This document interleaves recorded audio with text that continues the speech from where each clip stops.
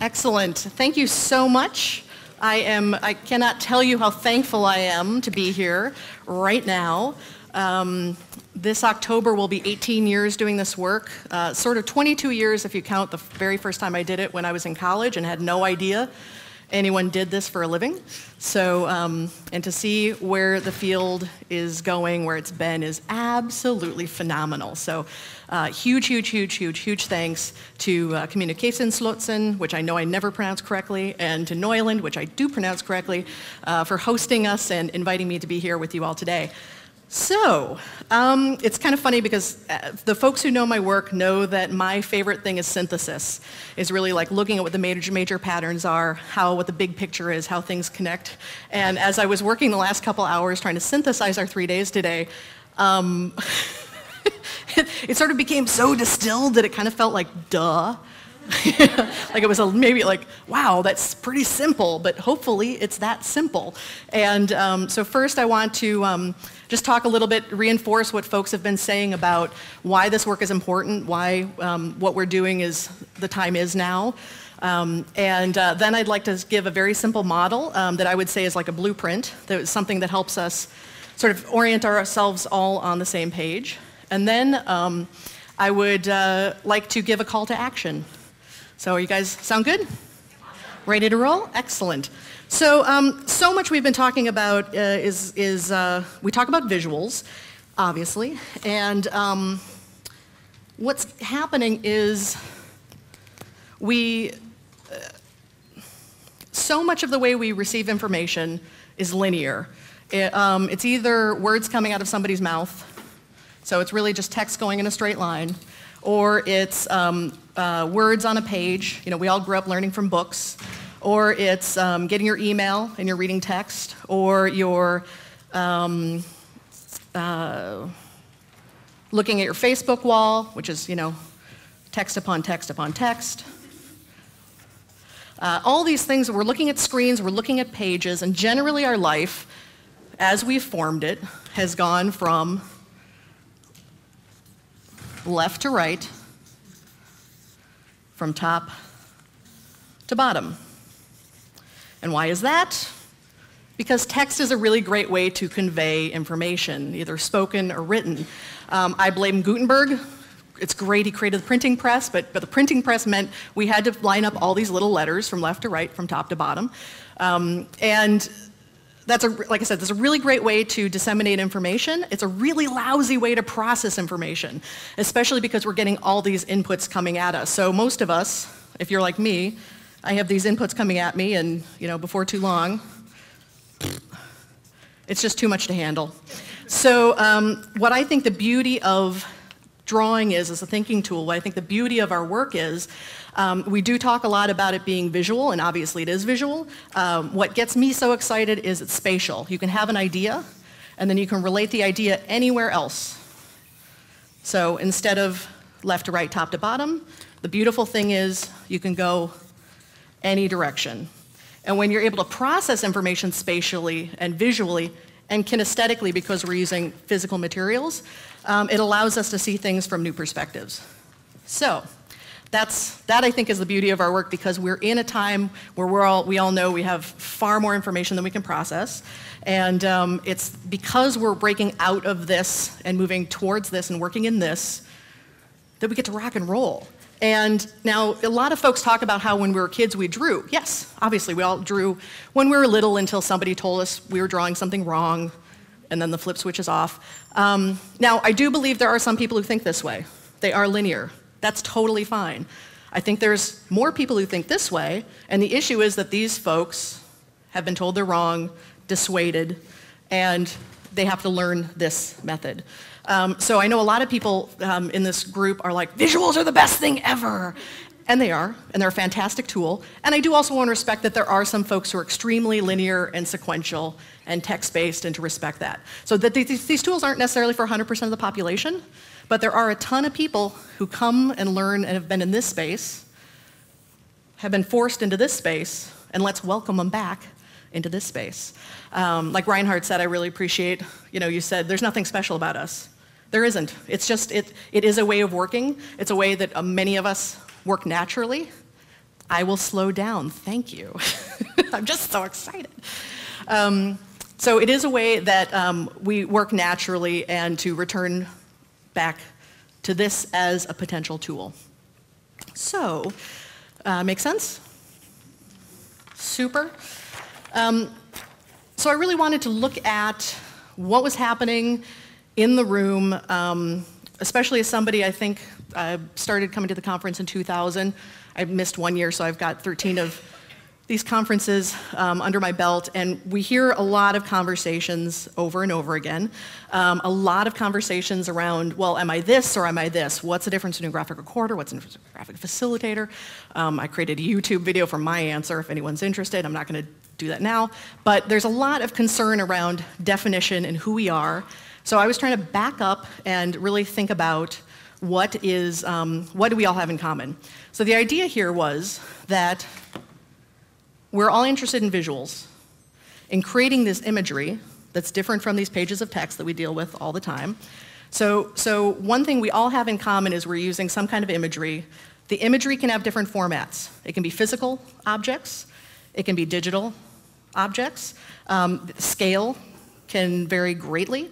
But what we're doing is we are trying to use imagery to do these things. So I put us, each of us as an individual, here in this circle, that we're equals with our participants. So the idea is this is one of us as a practitioner. This is the kind of groups we work with. And the idea is that what we're doing is introducing these visual tools, supporting these visual tools, so all these folks can see their work, touch their work, share their work, learn from the work, engage with each other, talk, and make. Very simple verbs that happen across whatever the kind of work we do. Now, this big gold arrow is process. And the idea is that anytime we're using these tools, these physical objects, we're helping process, we're helping progress.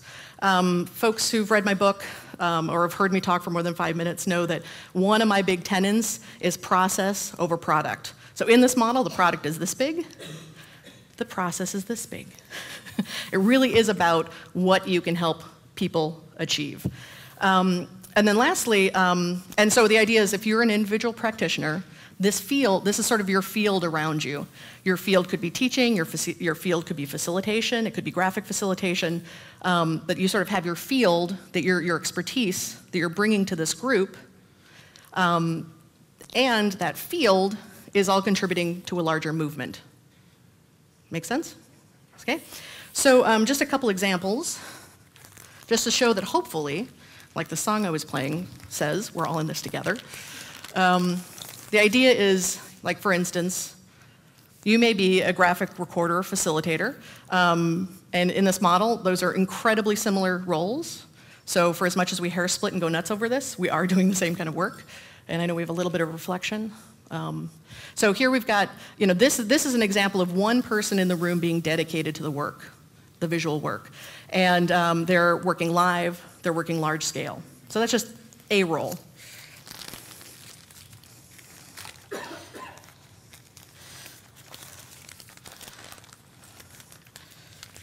Another role, before I lose my microphone here.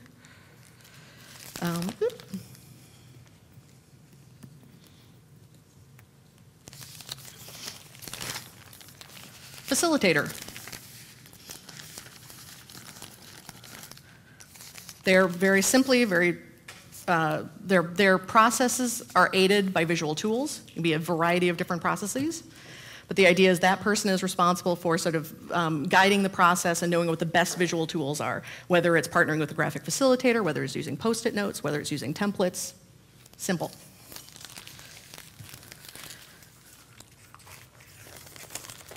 Some of us in this room may have more of a content focus.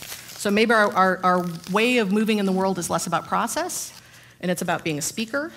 So as a speaker, you can use visuals. You can deliver your content through visuals. It increases clarity, it embraces complexity, because again, you have that opportunity to move any direction with your information, and it increases engagement.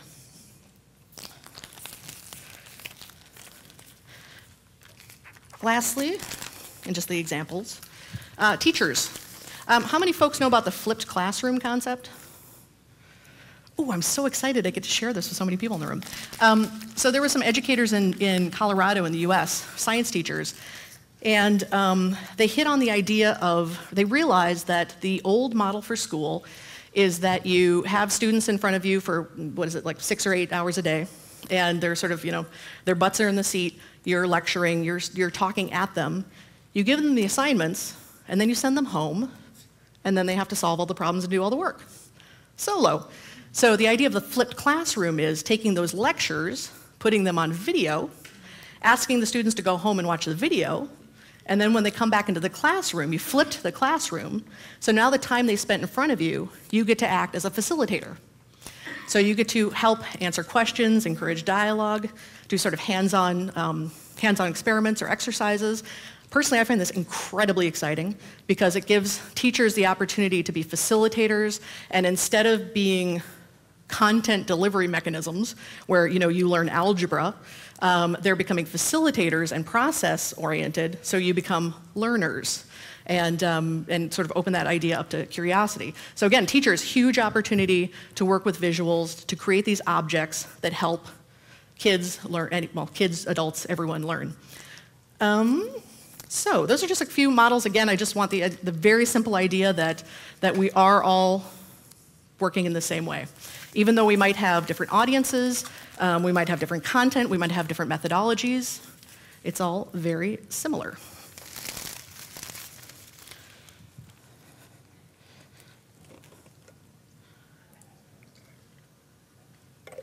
So,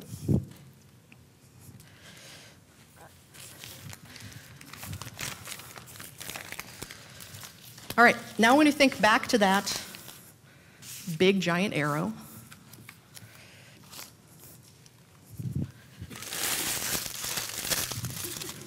but I love the physical stuff. Again, like I've said, my favorite thing in the world is this idea of process over product. Process over product. And the idea of, so one of the beautiful things I discovered one day was drawing is both a noun and a verb. So the drawing is an object, the drawing is a product, the physical thing is the thing that people get freaked out about. The beautiful thing is the drawing is also a verb. And all of us make drawings, are drawers, we draw. And the beauty of it being a verb is that when it's a verb, it's a tool. And drawing is beautiful because it allows you to get to the next step. So when I'm working with groups and I hand them the pens and they're excited, but they're kind of nervous, and they get hung up on, does it look pretty, does it look right, all those sort of things, I always say, all that matters is, does this get you one step closer to what you need to do? It was very much what David was saying about the idea of right versus wrong. Product, the product focus is very much, I made this drawing, is it right or is it wrong? The process focus is much more that, what next? Where are we going? How are we going to get this done? So some of the benefits of that focus on process over product is you take people from confusion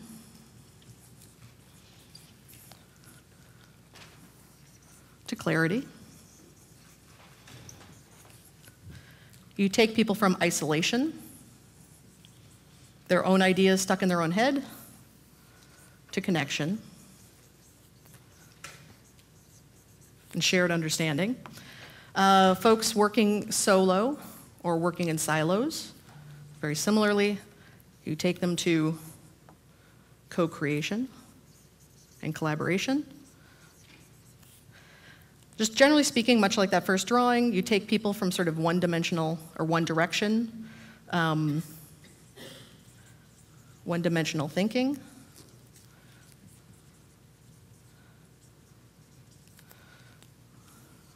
to multidimensional thinking.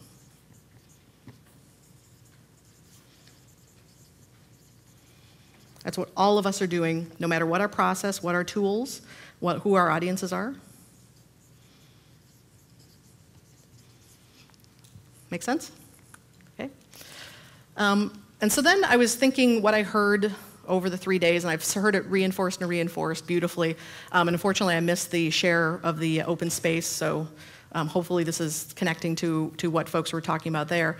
You know, as I'm in this beautiful but strange position of both being a participant, plus being the person people want to meet on the breaks, plus being the person was responsible for this hour, I'm thinking, okay, I'm going to come up with a call of action. There's going to be 5 calls to action. And again, as a synthesizer, what it finally just simply came down to was the call to action is to grow. And I look at this in 3 different ways. The first is to serve. You're serving your clients. And let me back up for a second. So serving, each of us are individuals in this room, and it's really interesting to watch sort of the life cycle of any of us as visual practitioners, however we tend to define ourselves. So what first happens is you never knew anyone did this for a living. And so first there's sort of this like, holy moly, this is the best thing ever sort of discovery phase. And then you either, well, usually, well, it kind of depends on no. My brain just went totally spatial on me. That's why it's hard to give speeches, because they're linear and auditory, and I don't like it. So first you're in this sort of like this like, holy moly, this is the way I want to work, and it's fantastic. And if you're lucky, you meet us, the group, this beautiful community, quickly. Otherwise, you work in isolation, and you're just like, heck, I don't really know what's what. But you go into this sort of questioning phase, and hopefully you find us. And it's interesting because when people first find us, there's this idea of, I've found my tribe, and it's amazing, and it's so exciting, and we're all the unicorns meeting in the forest. And then you start seeking out who you want to learn from, who you want to work with. And so, it's definitely this amazing time. Everything's fantastic. And as you learn about the community, you start thinking about these niches. That, even though we feel like this one big, wonderful tribe, there are definitely different ways to work, different people you want to learn from. There's the folks you resonate with, and there's the folks you don't resonate with. So if you're one of those folks who's brand new and you think everyone is the best thing ever, as time goes by and you don't think that, that's totally fine. Because we tend to learn, and we realize okay, this is my place within this community, and obviously you can be connected, but just, I'm giving you permission to find the folks that you most resonate with, and don't feel like you always have to be in love with everyone all the time, as much as I know you do now. Yeah. So what happens is, you sort of go through this discovery of this is the work, and then you kind of go through, oh, and then wait a second, I don't really know what I'm doing. And then as you go, you start learning more and getting more confident and getting more confident. And then for a lot of folks, because this is incredibly intense work, where we're working with groups of people, sort of absorbing their energy, responsible for sort of walking them through these processes, a lot of folks get sort of burnt out. So the idea is that once you sort of go through this cycle, you need to figure out how to reinvent. Maybe it's taking on a different process. Maybe it's taking your work to a new audience. Perhaps it's becoming more of a teacher or a mentor, but you're responsible for yourself and sort of figuring out, how do I reinvent so I can continue to do this work? But just, heads up, it is incredibly intense work, as those of us who've been in it know. So, there's always a sense of there's always the possibility to burn out. So please, I invite you to, kind of catch yourself before you get too far, and figure for yourself how you can take better care of yourself, and find a new way of working that works for you. And then hopefully, you're happy again.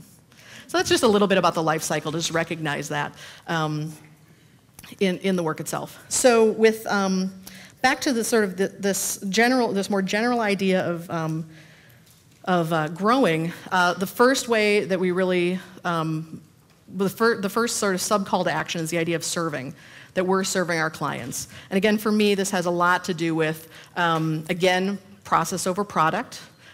We can meet at these conferences and get really geeked out about materials, or like, oh, how do you draw this, or how do you do this? And really, it is about serving that client. It should always be about what are you helping those people in the room accomplish.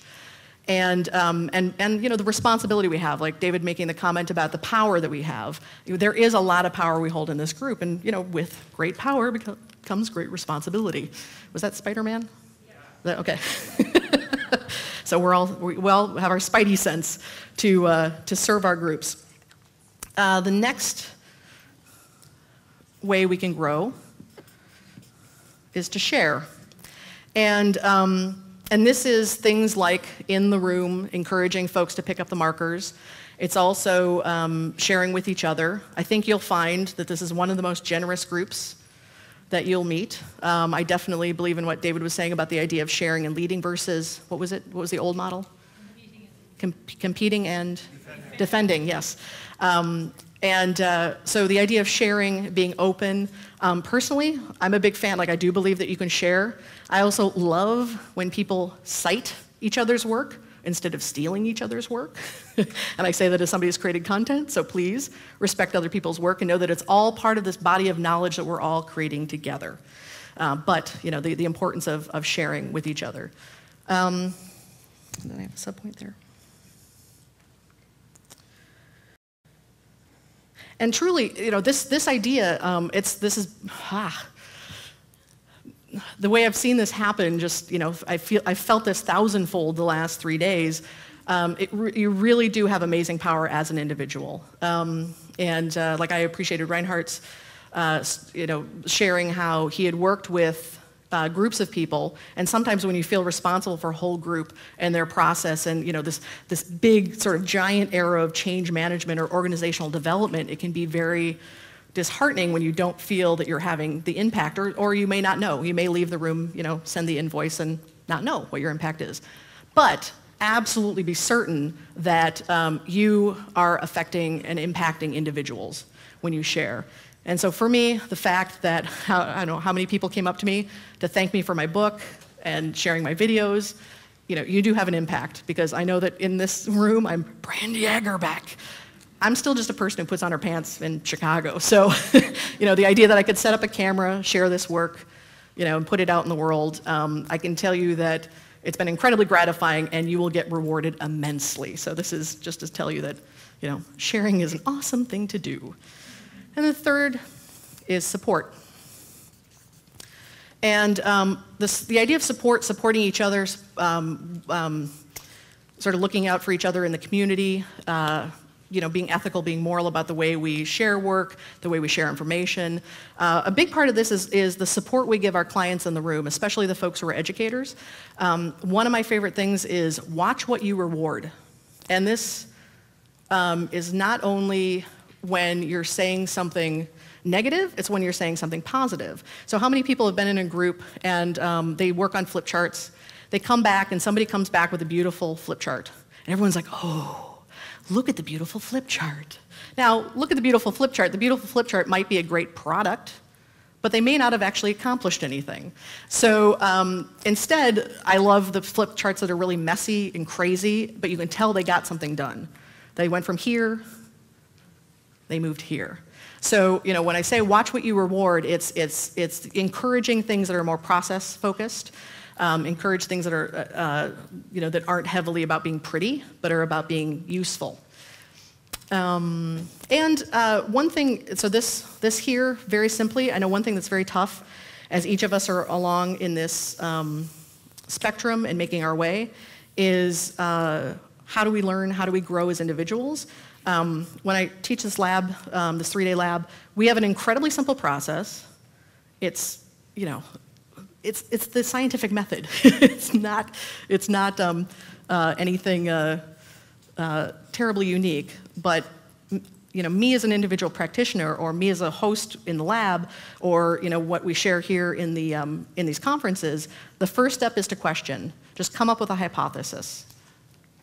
And I think I've heard a lot of this in the breakout groups where people come back and they say, we're asking this question. And I think we as a group are very good at the question asking, but sometimes we get really stuck in that. We might even get really stuck in the time we take defining the question. Because the next step is to test. It's simply just get your hands on the work and see what happens. So I think a lot of times we can get so process-focused that we're sort of in that analytical space, that theoretical space, and not in the space of practice. So really the test step is simply getting your hands on the work and see what happens, just experiment. The third step is to observe. Step back and see what happened. And I know that especially if you're in the graphic facilitation role, it's hard because you're doing this live work, it's incredibly intense, you might roll up your charts, hand it to the client, and then you're on to the next thing. But as much as you can, really stop and observe. Look at your work, where it's gone. Yeah. And then the final step is share. Just sharing with each other again. Share.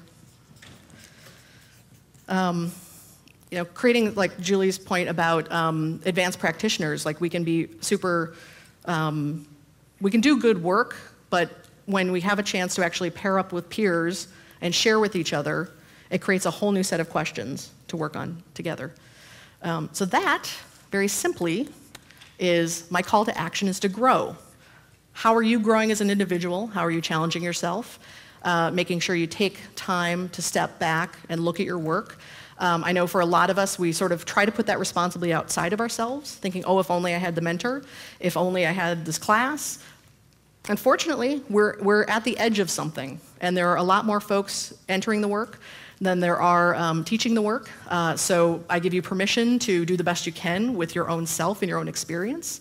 I think you can learn a lot just by stopping and taking a look at your own work. So how are you growing as an individual? How are you growing as you serve your clients? How are your clients growing? How are we growing as a community? And then what are we doing in each of our individual actions that then spread to more people, and grow a movement? That's really it. Thank you.